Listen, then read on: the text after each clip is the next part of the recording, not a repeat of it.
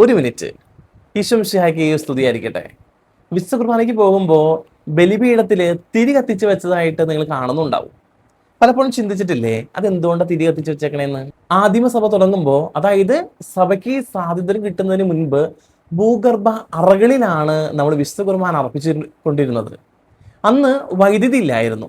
അപ്പോൾ തീർച്ചയായിട്ടും തിരി നമ്മൾ കത്തിക്കണം. കാരണം തിരിയുടെ വെട്ടത്തിലാണ് പല കാര്യങ്ങളും ചെയ്തത്. പക്ഷെ ഇന്ന് നമുക്ക് വൈദ്യുതി വന്നു. അപ്പോൾ ഇഷ്ടംപോലെ പ്രകാശമായി ദേവാലയത്തിലൊക്കെ. പക്ഷേ അപ്പോഴും നമ്മൾ തിരി കത്തിച്ചു വയ്ക്കുന്നുണ്ട്. അതിന് കാരണം കല്യാണ സമയത്ത് ആ വധുവും വരനും വന്ന് ആ നിലവിളക്ക് കത്തിക്കുന്നതിന് മുൻപ് ചൊല്ലുന്നൊരു പ്രാർത്ഥനയുണ്ട്, ലോകത്തിന്റെ പ്രകാശമായ ക്രിസ്തുവിനെ തെളിയിക്കാനായിട്ടാണ്. അതുകൊണ്ട് തിരി കത്തിക്കുന്നതിൻ്റെ ഒന്നാമത്തെ മാനം എന്ന് പറയുക അത് ലോകത്തിന്റെ പ്രകാശമായ ക്രിസ്തുവിൻ്റെ അനുസ്മരണമാണ്.